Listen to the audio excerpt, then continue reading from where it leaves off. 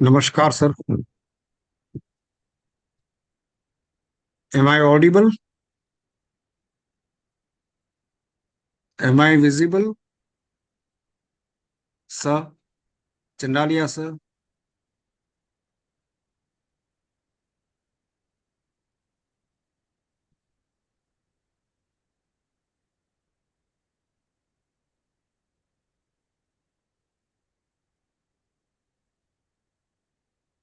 Sir, am I audible?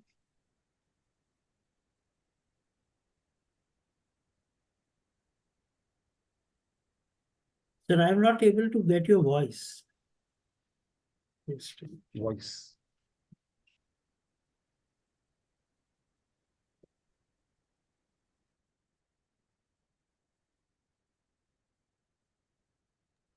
Hmm. Now am I audible? Yeah. Yes, sir. Okay. So, good afternoon to Chandalia, sir, Good afternoon, and sir. good afternoon to all of you. We welcome you all and we welcome Chandalia, sir, in this session, free online NEET coaching program. It is said that man is vaster than sea, and this applies to Chandalia, sir. If you look at his biodata, it's a very large biodata, and I will read something from it. He retired just last year because in Rajasthan, probably they retire at 60, Yes, sir. and he is older than me by 7 days. I like this fact Great. that we are Novembers, Wonderful. children of November. Yeah. Dr. Hemendra Singh Chandalia was a professor of English at Janardhan Rai Nagar Rajasthan Vidyapith, Udaipur. He retired as Dean Faculty of Social Sciences and Humanities, Janardhan Rai Nagar, Rajasthan Vidyapith. He has 23 books and 50 research papers to his credit. 3 collection of his poems in Hindi, namely Safar Se Purva, Sirf Swapna Nahi Hai, सोन चिड़िया and मैं तुम्हें भूला कहाँ हूँ महासागर. Montale has written a poem on the sea. Oh, I don't know, it reminds me of Montale, Eugenio Montale. yeah. And one collection of poems in English, When the Seed Would Sprout, have been published. His major books include Script to Screen, The Progressive Vision of Khwaja Ahmad Abbas, 2014, Tribal Literature, Culture and Knowledge Systems, 2018, and Killing Gandhi, Living Gandhi, 2020. Two works of translations, namely Swarna, Swatantra Sangram and Bhitar Ghat. Bhitar Ghat, from English to Hindi, and Obeisance Through Body, Obeisance Through Mind, book from Hindi to English, are also published. His journalistic writings, The Power of Pen, 2021, widely acclaimed. Two edited books dramatizing the truth, the plays of Girish Karnad and aspects of Indian drama in English, were published in 2021. And 20 of his students have obtained PhD in his guidance. So I said that his man is vaster than sea, and Chandaliaji is vaster than sea. So I welcome you, sir, on behalf of the department and on behalf of the student participants. Thank you, And sir. now I hand over to you. He will speak on cultural studies. Welcome, sir. Thank you so much, sir. Welcome all the participants to this session of training on preparation for NET examinations. Today we are going to talk about one of the areas of contemporary literary theories, that is cultural studies. But before we take that up, let me first talk about some of the basic things related to literary theory. Why do we need theory at all? Basically, when we study literature, it is either a work of fiction or a work of poetry or a work of drama or non-fiction writings. As a reader, we enjoy reading a text. And sometimes we do not need any additional device to decode what has been stated by the authors in their literary discourses. But when it comes to examining literature for analysis, for appreciation, and for comparison with other texts written by different authors in different times, we need certain tools to examine them. Also, in order to ascertain certain degree of objectivity in our analysis, we need certain tools which are universally accepted for analysis of texts. The history of English literature has seen the development of creative writing as well as critical writing all through. Right from the days of Renaissance through metaphysical age, romantic age, the neoclassical age, Victorian age, and right up to the modern times, we have had very learned scholars who have attempted to set up certain principles of criticism for analysis of literary texts. In the 20th century, a whole series of literary theories came into existence. And we can remember a number of critics,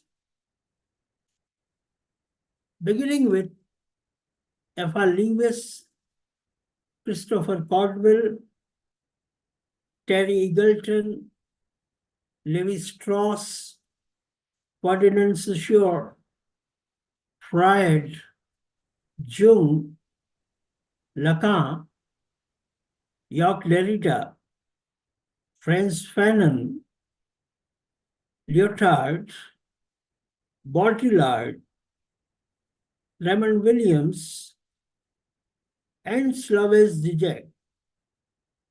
The number is still more, but these are some of the representative critics who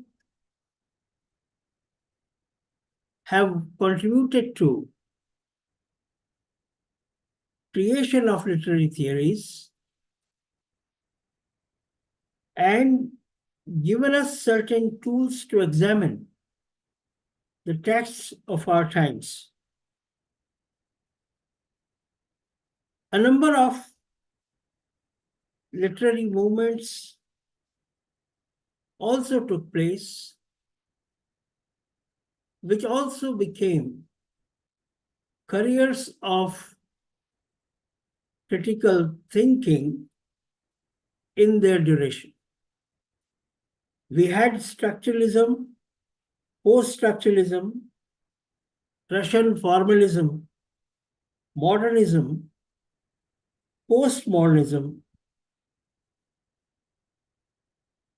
post-colonialism, feminism, subalternism, queer theory, minimalism, psychoanalytical theories, deconstruction, etc.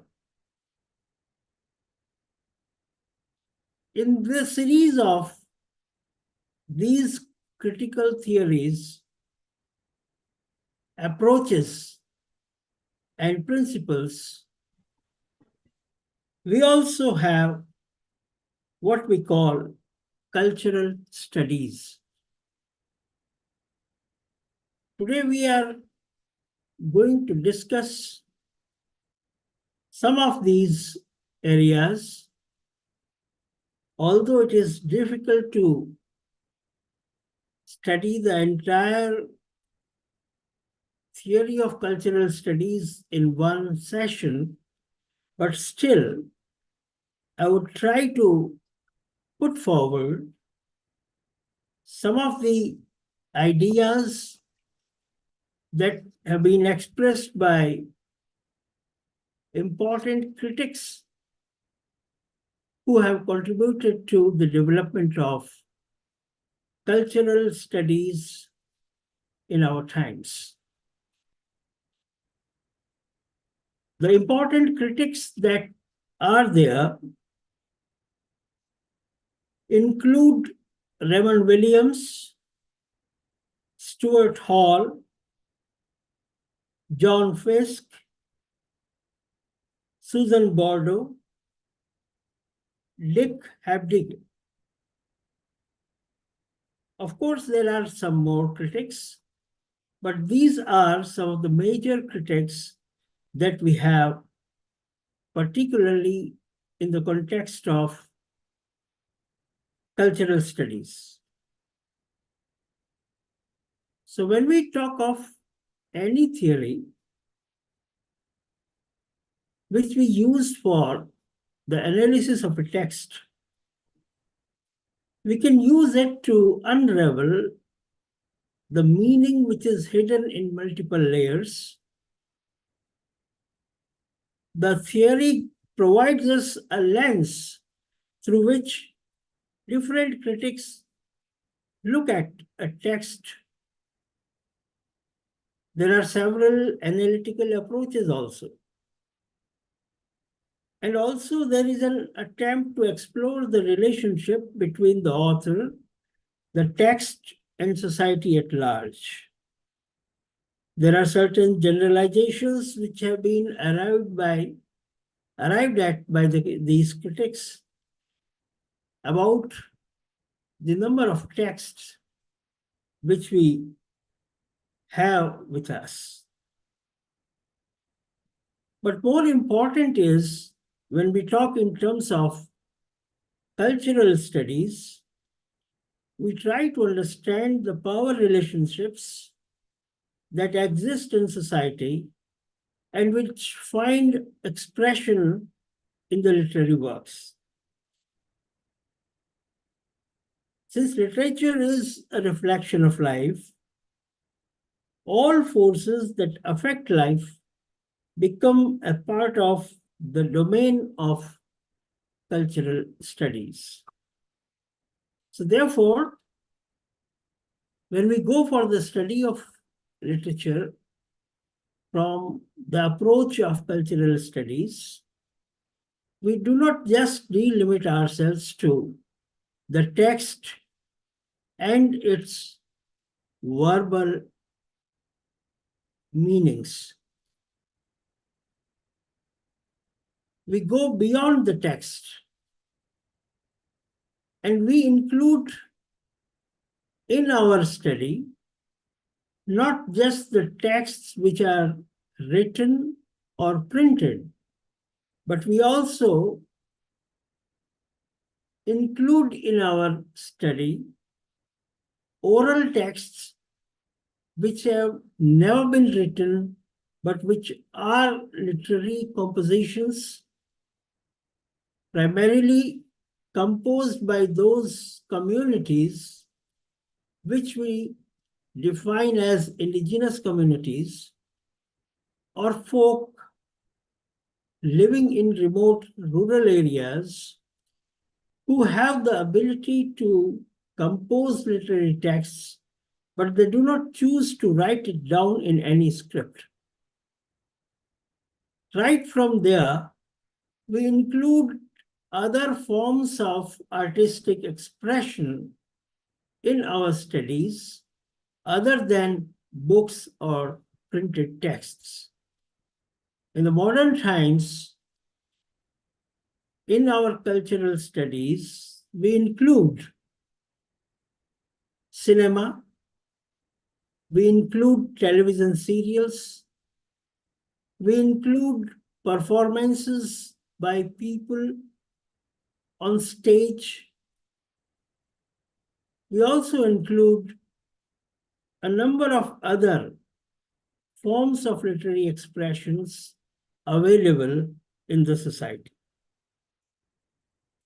So when we move to the study of culture or cultural studies, let me of some of the major works which have been created by writers in the 19th and 20th centuries. We have Matthew Arnold's Culture and Anarchy, a seminal text which talks about the relationship between culture and society. We have a book by F.R. Lewis called Mass Civilization and Minority Culture. Another important work that we have is by Edward Said called Culture and Imperialism, and also a book by Homi K. Bhabha, which is titled The Location of Culture. There are many more books available which help us in our understanding of literary texts and how we can use the approach of cultural studies for understanding those texts and analyzing them for critical purposes. In fact, cultural studies has grown into an independent academic discipline as well. And there are critics who say that the departments of literature may now be called the departments of cultural studies. This is a long debate, and I would not like to indulge into that. But one must understand, and I would like to request my students to understand that this discipline does not confine itself to literature alone.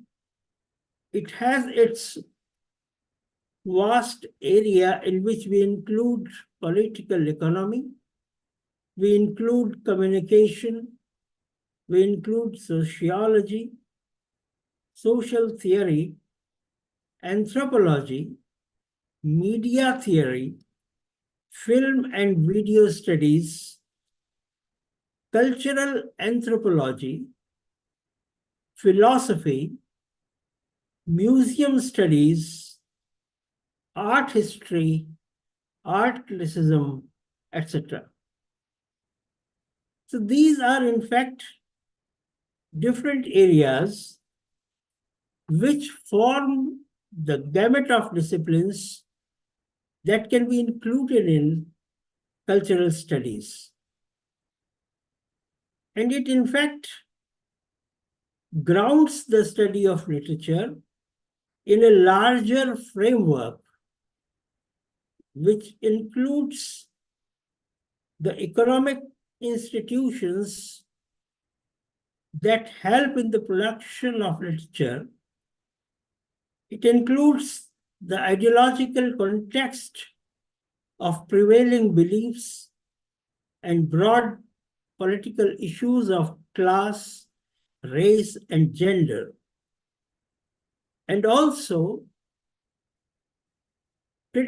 cultural studies go to the extent of examining the operations of power, like how power relations exist in a society, how different institutions exercise their power, and how the people are influenced by this kind of struggle that always goes on. We talk about the style, we talk about language, we talk about different forms of literary compositions, but all these in the light of what has been the development in the society in its past. Elaine Baldwin says in his Introduction to Cultural Studies, while cultural studies is eclectic in its use of theory, using both structuralist and more flexible approaches, it advocates those that stress the overlapping hybrid nature of cultures as networks rather as patchworks. So what is important here is the kind of relationships that exist between different disciplines, which are there for the representation of human life. In fact, when we go for the study of literature from a cultural studies point of view, the methodology that we adopt is much different from just reading and research confined to library, confined to the books, journals, and so on. Cultural studies has extended its methodology beyond the conventional strategies of reading and research to encompass field study, empirical observation, interviewing,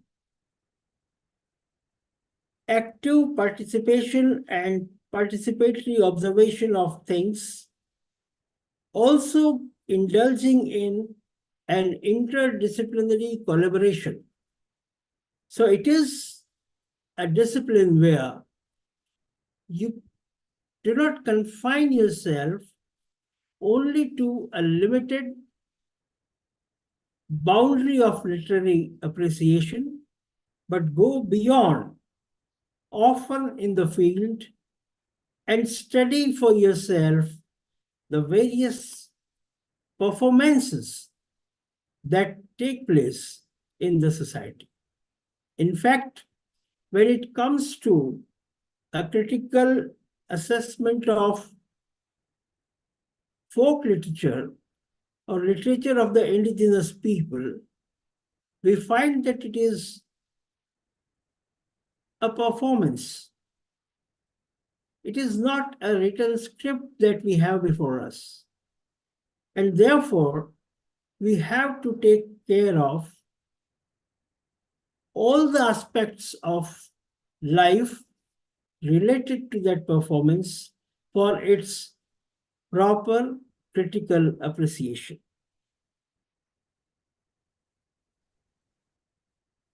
Cultural studies tend to stress what is specific or unique in terms of time, place, and ideology. Particularly when it comes to a cultural and literary moment, we examine the relationships which exist in various classes of the society, various groups and communities that exist, and how that relationship finally gets expressed in the literary compositions. F.R. Lewis talks of cultural studies in his own unique way, and he says that culture is actually in keeping of a very small minority, which constitutes the consciousness of a race at a given time. It keeps alive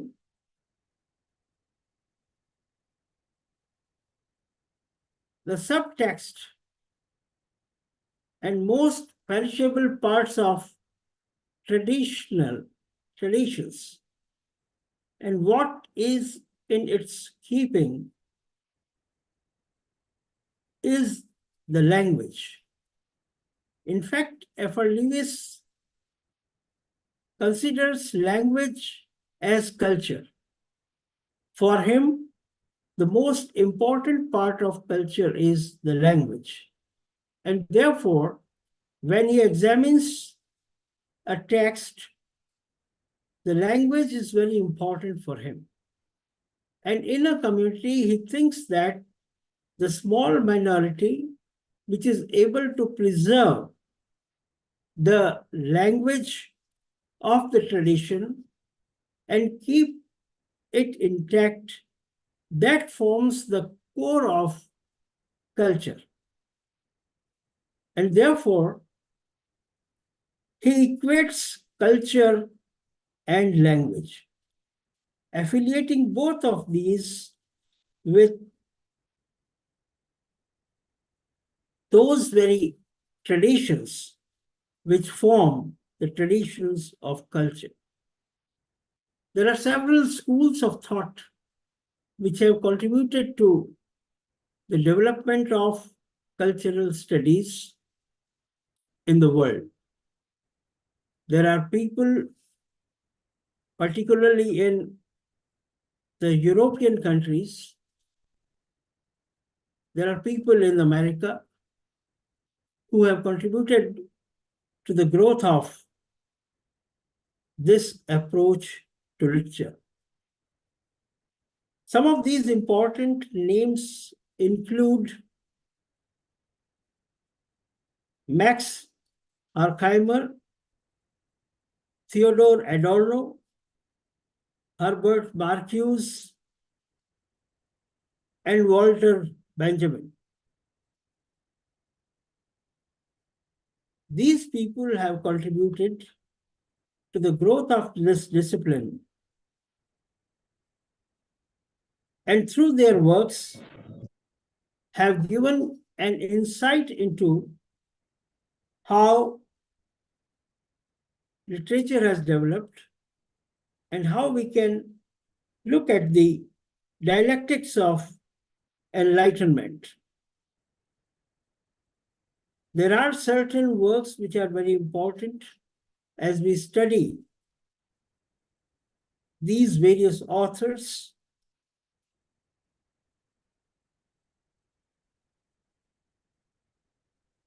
The tradition of Marxist thought has given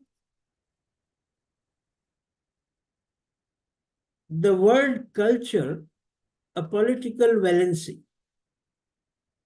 And we find that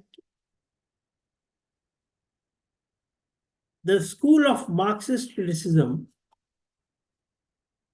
has developed various aspects of cultural studies, trying to explore the relationship between the culture of the people or the mass culture and the culture of the elite class or the ruling class. And it is said that in many societies, there is a tendency of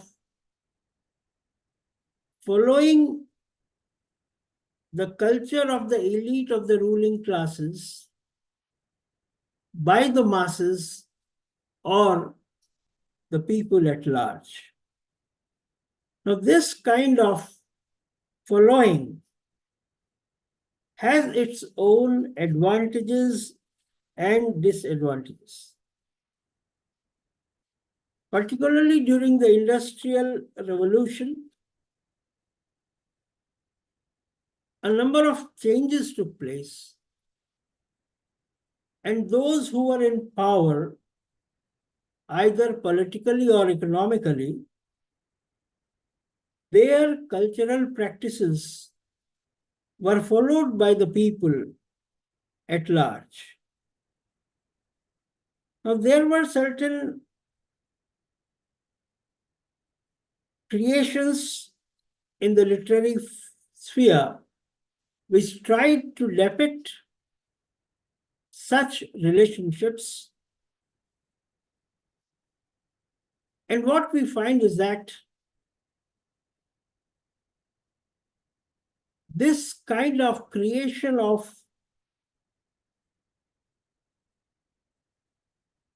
a culture industry in the modern times led to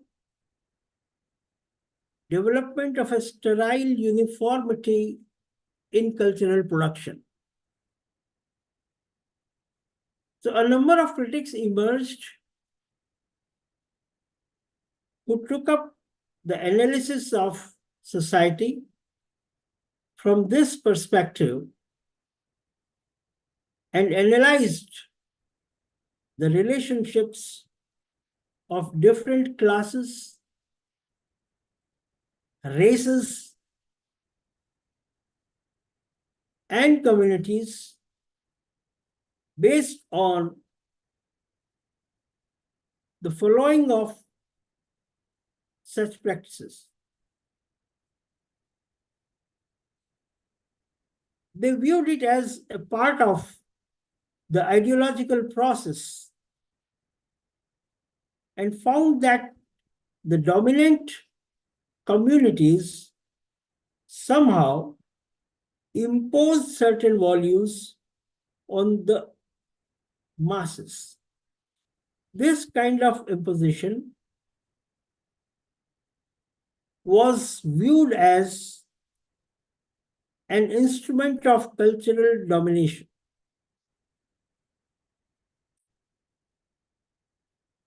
Some of the important critics that we have among the School of Cultural Studies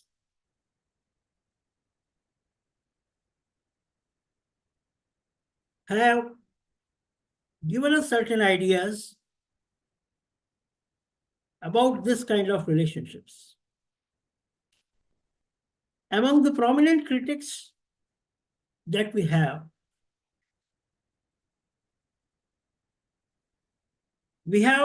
Raymond Williams, who points out that the modern idea of culture is a reaction to a general change in the conditions of our common life. A change in industry, democracy, class, and art. He says that the idea of culture is a concerted attempt to regain control over the seemingly overwhelming forces of change.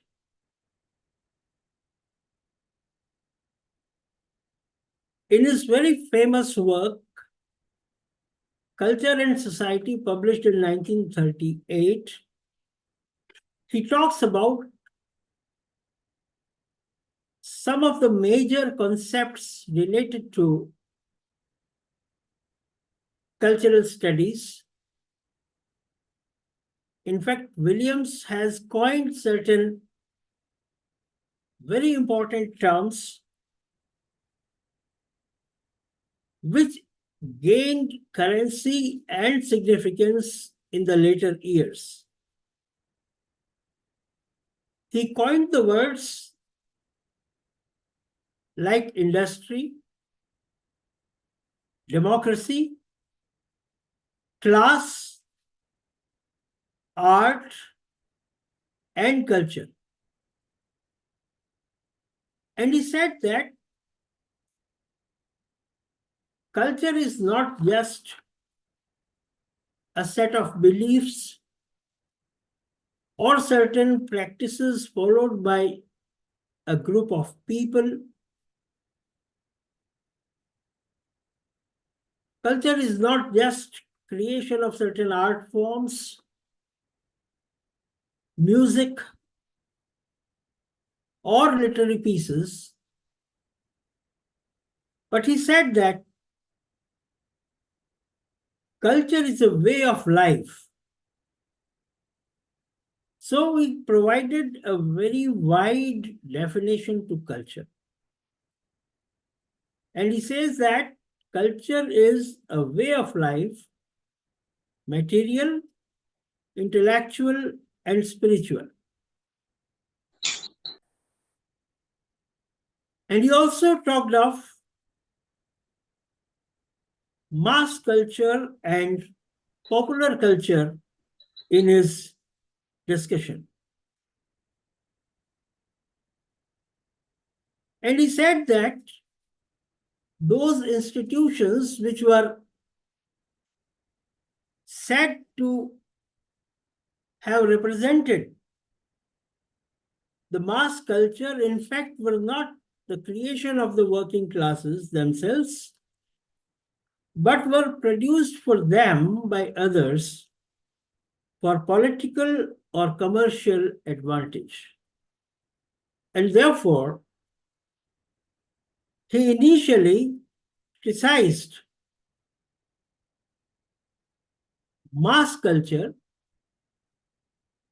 but later on, at some stage, he said that this can not be totally written off. There are certain significant forms of expression that we find among the masses, and the mass culture or the popular culture also becomes a significant part of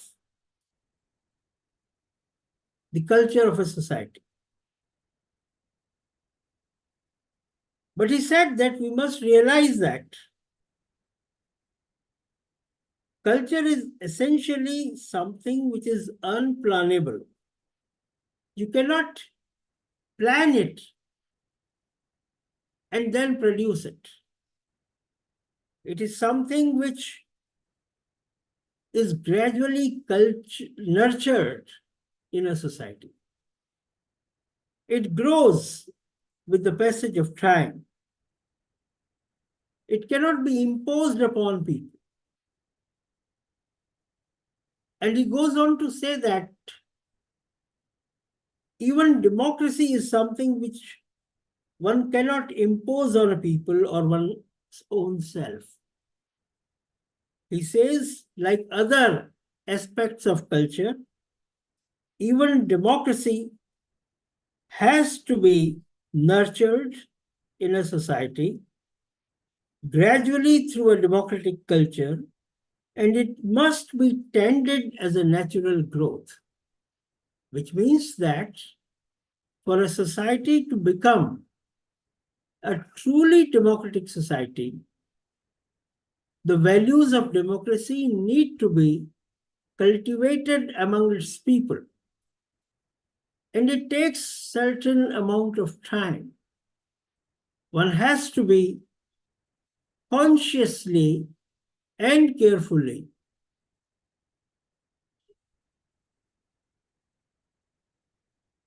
consistently design certain ways to inculcate such things in a society. And therefore, when we talk of Raymond Williams as a critic who gives us certain ideas of critical study of texts of literature with an approach of cultural studies, we can say that he looks at life in totality. And for him, cultural studies is a very comprehensive approach to the study of literature, including almost all aspects of life. Among other critics that we have,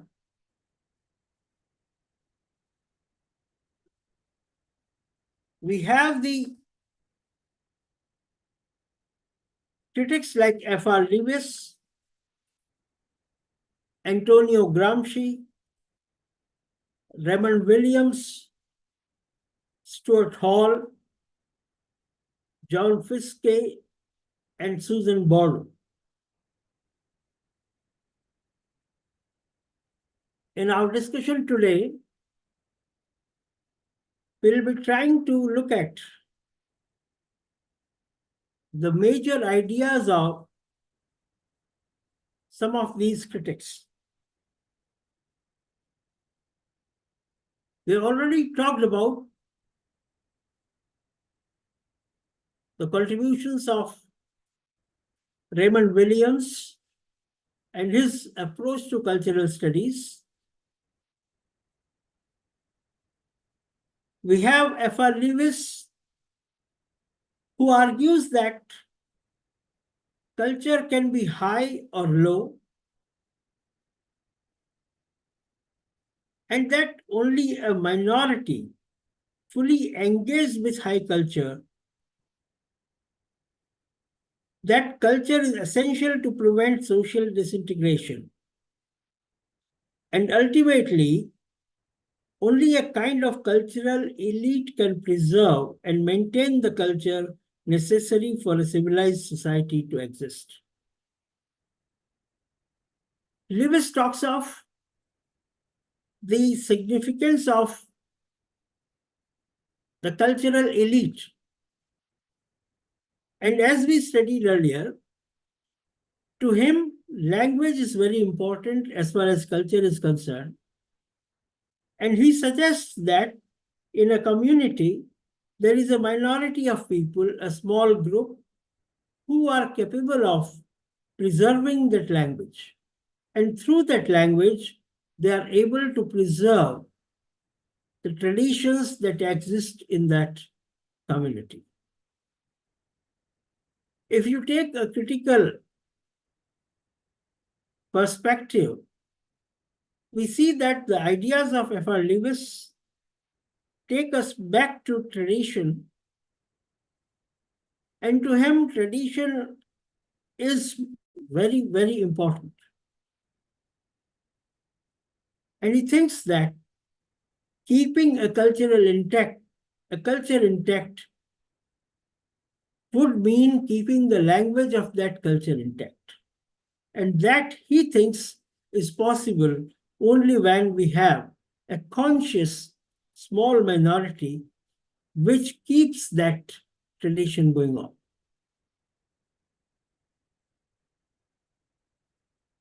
We have another important critic, Antonio Gramsci, a very significant writer. In fact, the very school of subaltern studies can be traced back to his writings. And he is famous for his prison notebooks, which are, in a way, some form of classical writing. Now, Antonio Gramsci tries to analyze the relationship of the ruling elite with the masses. And he tries to explain how the ruling elite or the dominant sections of the society impose their culture on the masses, on the society at large. Gramsci makes use of a very important critical term called hegemony. As students of literature, we understand that hegemony is something where those who are dominated feel that this is their natural state of existence. They accept the domination as natural, and there is no voice of protest among the masses against this kind of domination. So Gramsci talks of this idea of cultural hegemony, and he says that the dominant or the leading class values and norms permeate all of society's cultural and social spheres. Now, this idea of cultural hegemony finds expression in a number of other critical writings as well. Although the focus might vary from critic to critic, but this idea of the ruling elite exercising their hegemony over other sections of society can be found in a number of critics.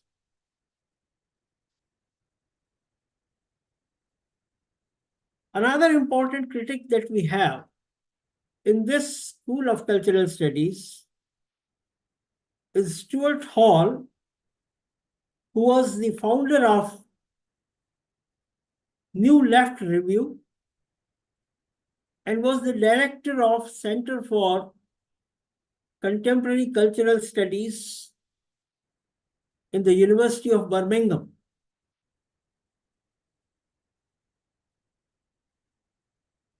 Stuart Hall, who belonged to Jamaica, came to England and studied there. He tries to explain culture in terms of different groups that exist in the society, particularly those which are there on the margins, and how these groups can protect their cultural spaces, living along with the more powerful ones and the dominant cultural groups. So when we study Stuart Hall, we can understand the power dynamics that exist between different classes of society, and how he analyzes this power relationship and the power dynamics in the context of culture. He states that studies that intend to explain culture should be in a structure that considers how marginal or conservative groups in society can protect their cultural spaces against the dominant group. In this context, he tries to reveal the power relationships within a community. So such an analysis of different groups in a society can be found in the writings of Stuart Hall, and he gives us a new perspective of analyzing literary texts on the basis of the power dynamics existing in the society where such texts are read and are created. Another important critic that we have is Susan Bordeaux. She's an American feminist and is known for a very important work that she has composed titled Unbearable Weight, published in 1993. Susan Bordeaux is a feminist and she looks at how society looks at the human body. In this work, she states that the Western philosophy has characterized the body as appetite, as a deceiver, as a prison of the soul. The body has been considered by the Western philosophy as gross and instinctual. Now, this approach of the Western philosophy comes under criticism by Susan Bordeaux, and she says that this is not the right way of looking at human body, whether it is the body of a man or a woman. She says that our bodies are not merely biologically determined, but they are cultural forms. Now, there is a lot of debate in the 20th century and even after that about human body. And human body as a cultural form. We have observed, particularly in the 20th century, after the growth of capitalism, particularly after 1991, when the entire world became a global market, we found how human bodies undergo commodification and they are treated as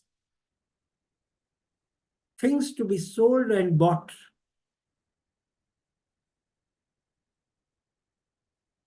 Susan Bordeaux talks about this phenomenon and analyzes literary works from this point of view.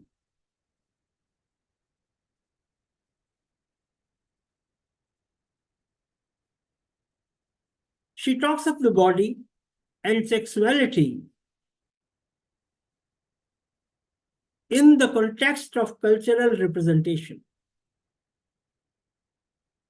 Her focus is on body politics with respect to gender, class, color, sexuality, and shape. As a champion of women in the entire feminist discourse, Susan Bordeaux emerges as an important critic with her writings, namely The Flight to Objectivity, published in 1987, Unbearable Weight, published in 1993, Twilight Zones, published in 1997, and The Male Body, 1999. All these works help us to contextualize her arguments on the body, sexuality, and social stigma. We have seen a large number of authors who have taken up this question of race, color of the skin,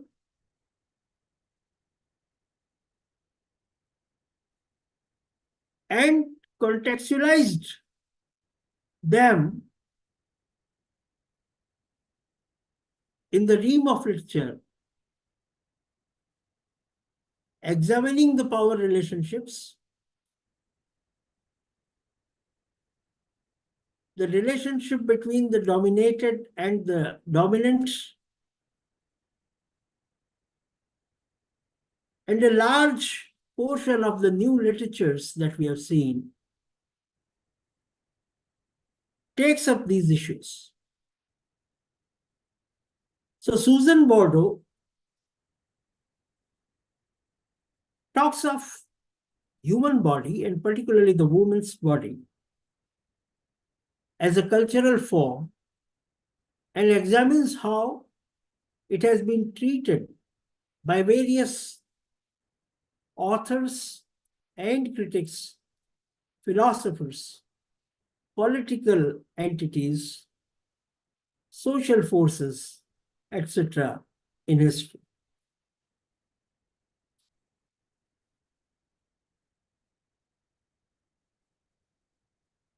The Frankfurt School of Scholars, including Max Horkheimer, Theodor Adorno, Herbert Marcuse, and Walter Benjamin, they examine the relationship between the culture of the masses and the culture of the dominant groups. Somehow, after this expansion of capitalism across the world, and how the market forces have appropriated the culture of the masses, it is argued that they have converted the mass culture into commercial culture. And this Frankfurt School of Scholars, they focus on this kind of commercialization of mass culture. While studying the literary texts from the perspective of cultural studies, we come across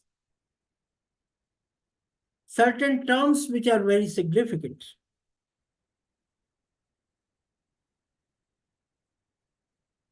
There is a concept called subcultures, the culture of the marginal groups.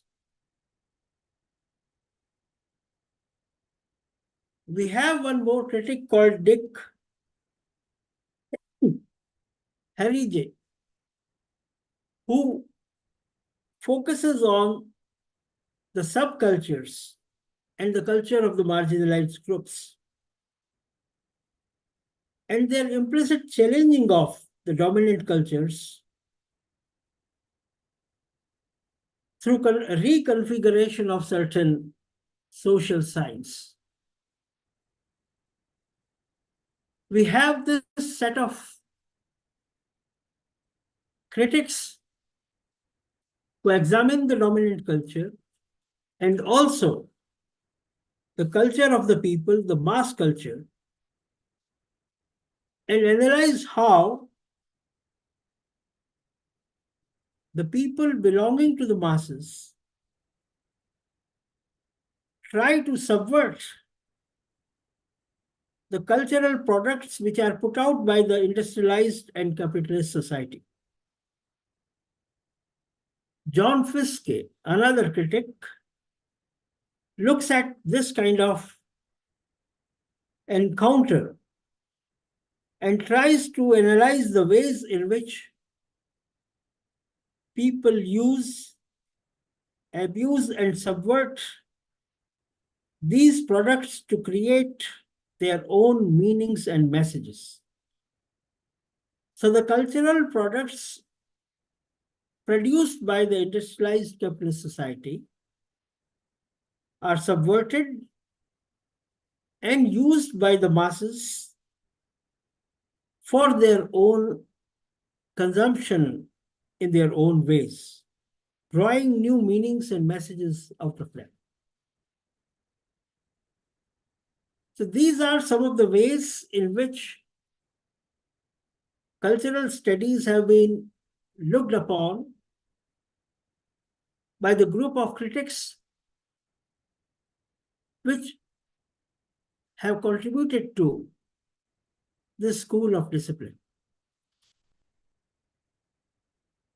Now, in my presentation, I have certain examples of cultural studies. And may I request the organizers to please share the screen, my screen, so that I can talk about those examples which are there in my PowerPoint.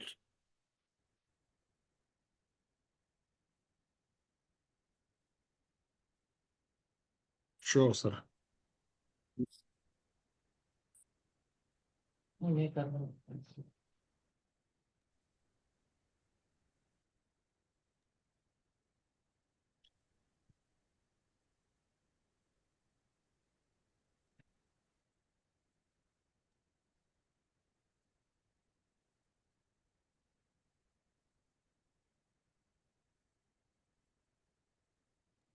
Sir, they are doing it.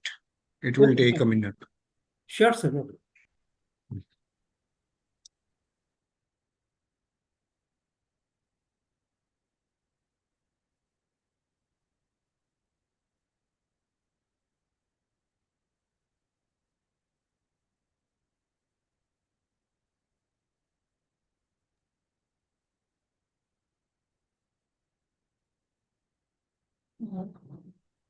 We can move to the slides, sir. These I have already done. There are certain pictures towards the 6th or 7th slide.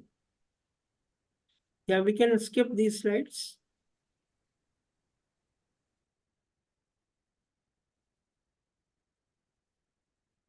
Yeah, this one. Fine. So let me talk about this particular slide. This is a drum, and I wish to talk about this as an instrument of cultural convergence. This is a picture of a drummer in the southern Rajasthan among the tribes, particularly the Bhil tribes that we have here. And you can look at this, a man playing the drum with a stick.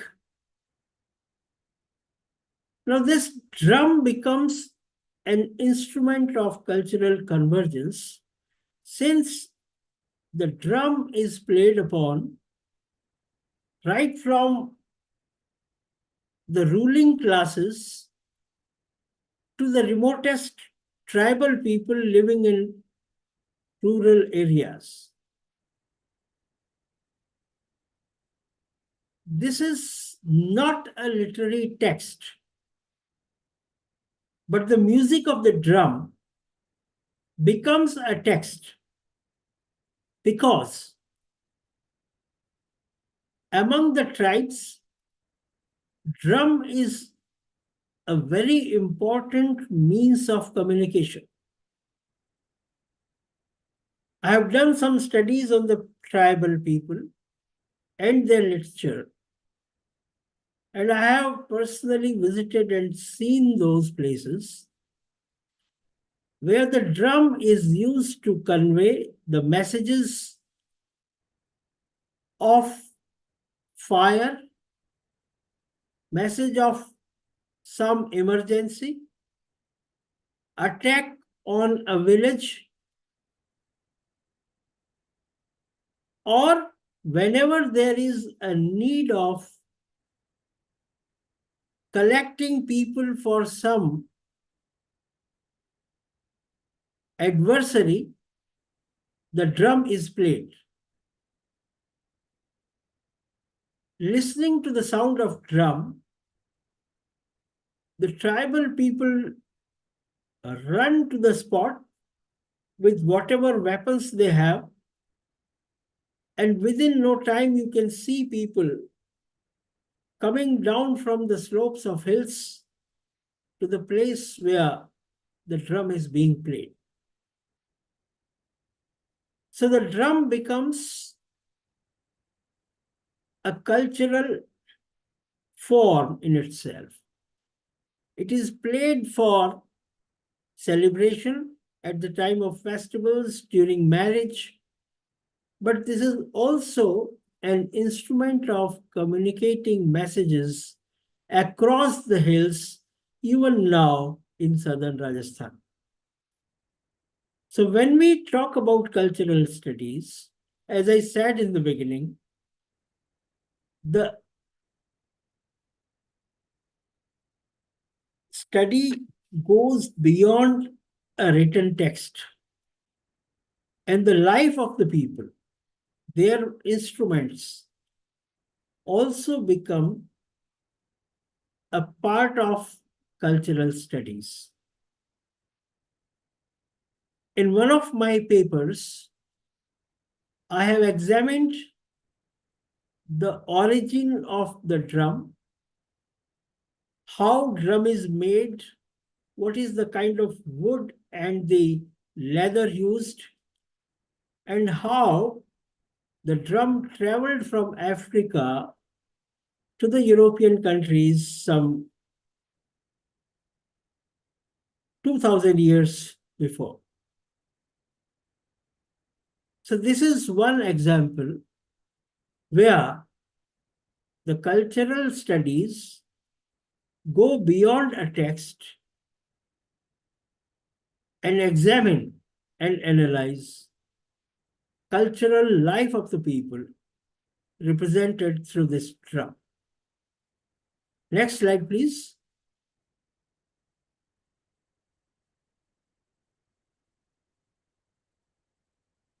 Yeah, this slide, in fact, was a video, but we are not playing it now. It is basically a video which represents a dance drama performed by the Bhil tribes.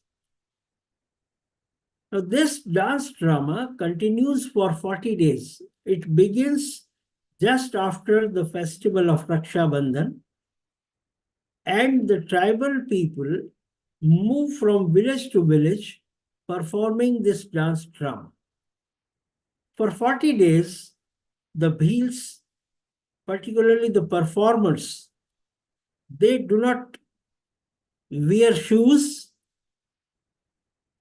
they observe fast, eat once a day, they do not take liquor or non-veg food during this 40 days.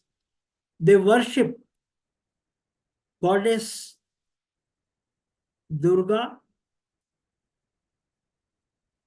all these days and perform from places to places.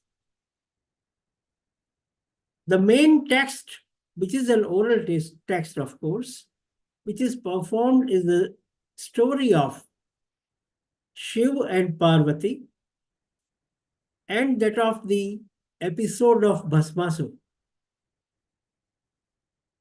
The tribals, they worship Lord Shiv as Mahadev, and they call him Mahadev only. And there are characters, the actors which perform as Mahadev in this dance drama Gauri. So the episodes that are elected, they are drawn from mythology, but at the same time, there are certain episodes which are drawn from the day-to-day, everyday life of the people. So you have a number of characters which are like policeman, like a dacoit, like a trader,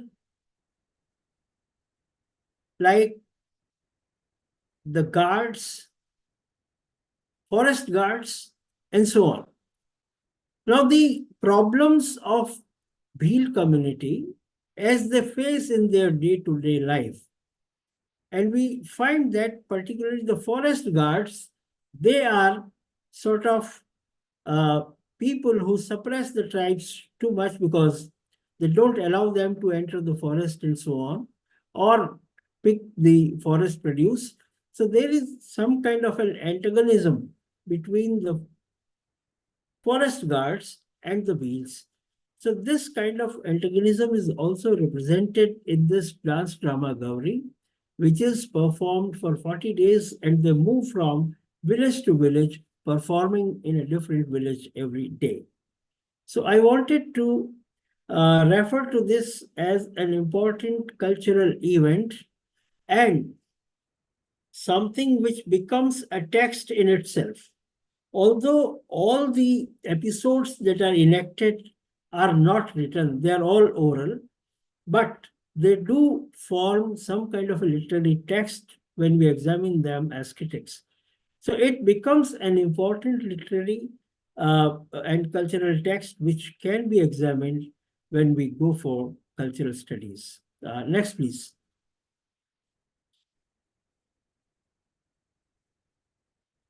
Next slide, please. This is another picture, which is a very important form of folk art in Rajasthan. These two people are called Bhopa and Bhopi. The Bhopa, or the male singer, has an instrument which is a stringed instrument in his hand, and at their back you can see some kind of a painting. Now what we see is that there is a scroll painting here which is there on cloth. So it is almost 9-meter long and nearly 3 meters broad, which is the width of 3 meters. And on this piece of cloth, the episodes of a folk deity Babuji are painted.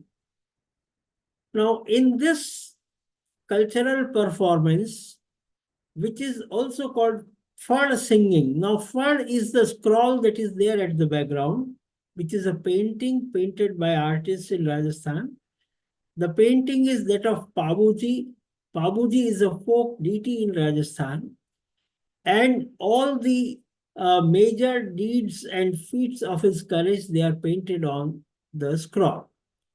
So these two characters, the Bhopa and Bhopi, they sing the stories, the life story and the feats in their own musical way, singing and playing and also dancing simultaneously. So you find that this kind of cultural event is a convergence of painting, dance, and music. So painting, singing, dancing all go together in this cultural performance. And this becomes a very important, you could say, form of cultural expression which can be studied under cultural studies. Next, please.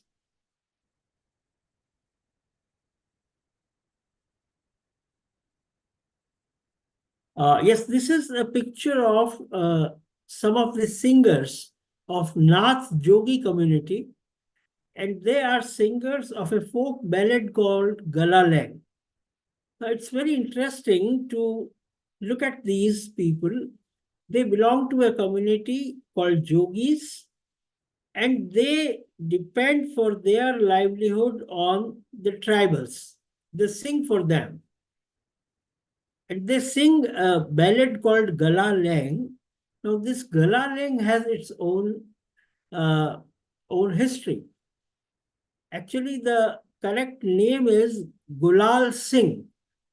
Gulal Singh was a historical personality in Mewar, but among the tribals, the word Singh becomes Hang, and so Gulal Singh becomes Galaleng. This ballad is the life story of a Rajput warrior called Gulal Singh, and this is sung by these people even now after so many years, and it is sung on the day of Sankranti.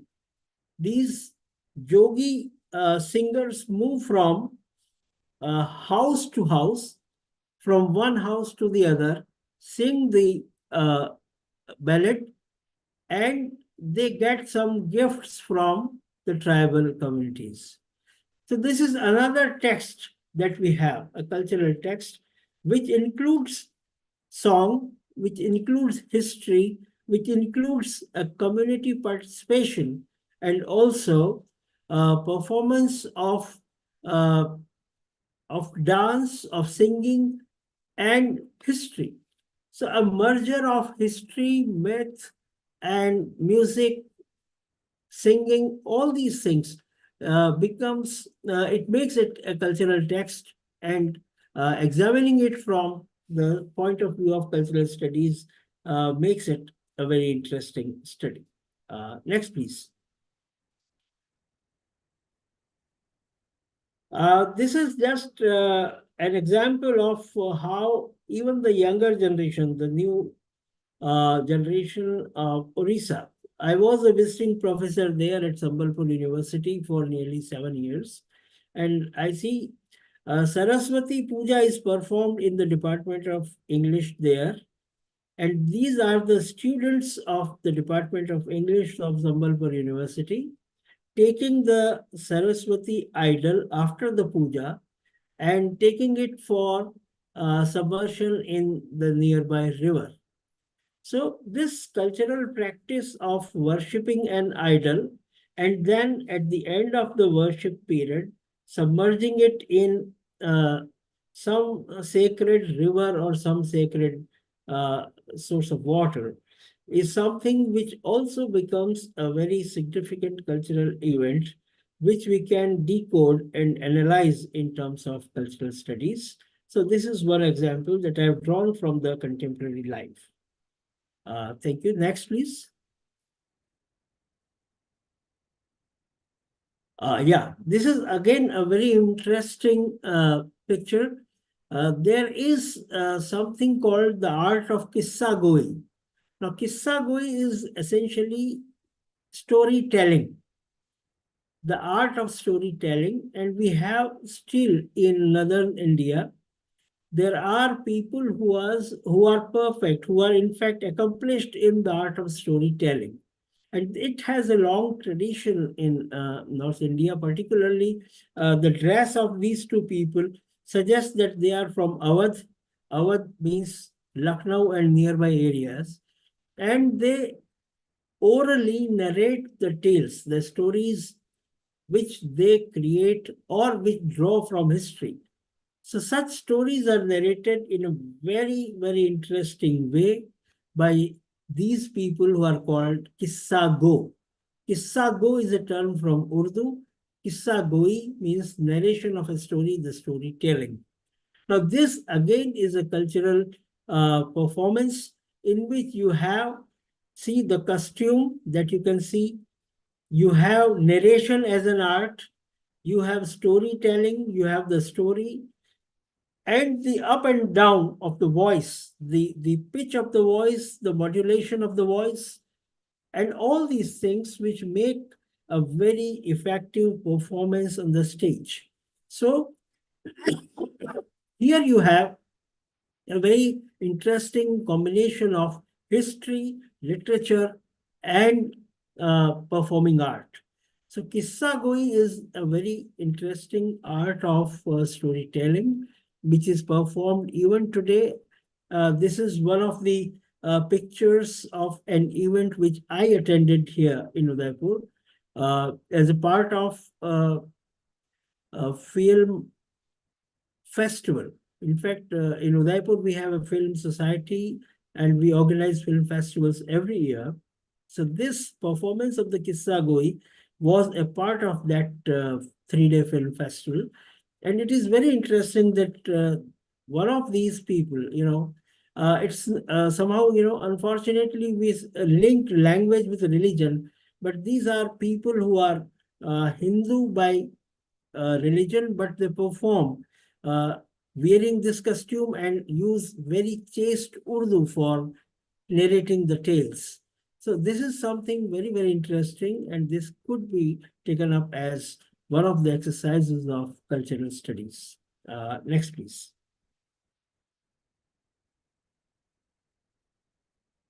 I do not know whether you can play this video, but if it can be played, this is a video of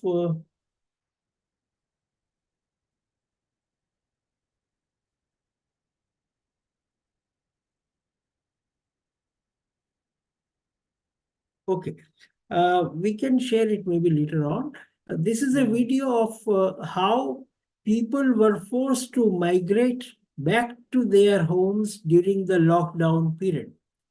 During the lockdown, we all saw that thousands of people moved from the big cities where, due to lockdown, all the economic activities had come to standstill.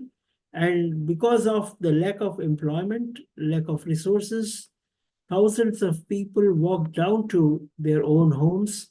Many of them had to walk down. Some took lorries and trucks and cycles. But this video contains a song which was created by one of the laborers who were perhaps forced to migrate.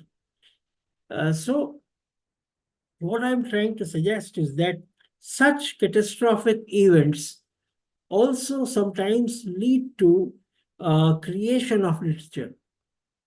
So whether it is war, whether it is famine, whether it is flood, whether it is displacement, all these things which happen in society, which take place in society, find certain, fallout in the form of literary creation. And those creations can be understood only in the context of those historical events which took place at a particular point of time in the history of a nation. So cultural studies, therefore, as I said earlier, encompasses all those things which are a part of human life. So whether it is a police atrocity, whether it is strike, whether it is a lockdown, whether it is, demonetization, anything that happens in the society can find expression in some artistic or literary form, and that becomes a part of cultural studies. So these are some of the examples which I thought I should share with the participants today, so that they can at least have an idea of the vast scope of cultural studies that exist in our discourse. So with this, I would like to conclude, and I would like to thank the Department of English, Sardar Patel University, Vallabh Vidyanagar, for giving me this opportunity to share some of my thoughts relating to cultural studies. I thank Professor Dave Sahab. I thank Head of the Department, Madam Popat, and all the colleagues in the department. And I'd be happy to respond to any questions if there are any. Sir, thank you so much. Thank you so much, sir. Now we have question answer session. If you have any doubts, if you have any queries, please be kind enough to put a question to Dr. Chandalia, sir. Yes. Jaimin. Or if you want to make some observation.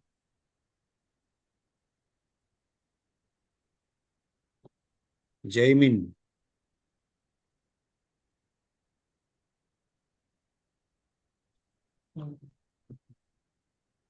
Now, when it is about cultural studies, normally the Marxists jump into it.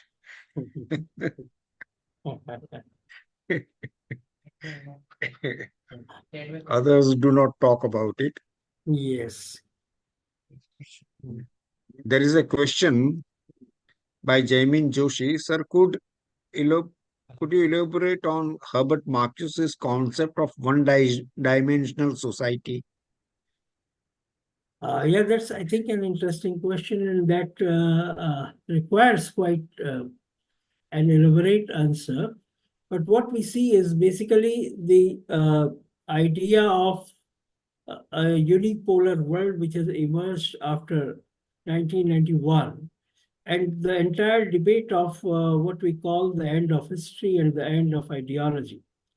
So we have the Western propaganda which suggests that the entire world now is going to be governed by one ideology, and there is no what we call possibility of an alternative. The kind of term that is used is TINA, T-I-N-A. There is no alternative. So when we think in terms of this absence of an alternative, you create something which is called a one-dimensional society, where you have one ideology which is to be seen everywhere. I would like to recall George Orwell's 1984, the very famous novel, where they talk of this entire totalitarian state where you have the absence of an alternative thought and the kind of totalitarian regime where there is something called thought police, where they don't allow, any alternative thought in that particular society which he had foreseen or tried to imagine.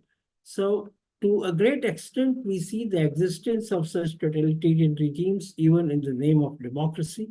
And therefore, this kind of, question arises. In fact, I would need some more time to discuss that, but maybe some other time, I think we will take up this question. Sir, just 1 second. Sorry for the interruption. Can we then relate the idea of Marcuse with that of Gramsci's concept of hegemony in terms of Yes. In terms of putting one's idea or trying to dominate can say society or class of people with one kind of ideology?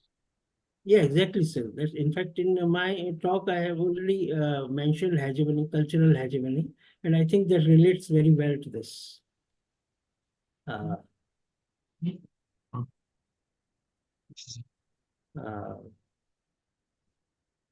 Yes, Professor Dave, that's very true. And I think your intervention is very meaningful. So we can talk of cultural hegemony in terms of this kind of society.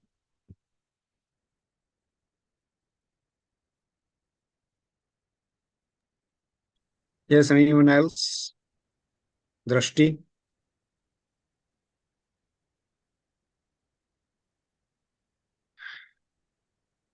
Maitri? If you have any questions.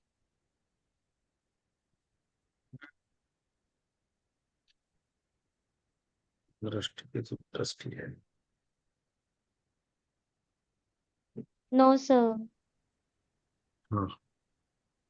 So, once again, on behalf of the department, on behalf of our university and colleagues and student participants, I thank you for sparing your valuable time and talking about cultural studies in detail. So thank you very much. Thank you, sir.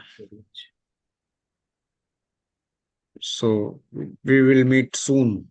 Yeah, sure, sir. And for Viva. Sure, sir. And don't drive the car yourself and have driver this time. Okay, sir. Thank you. See you, sir.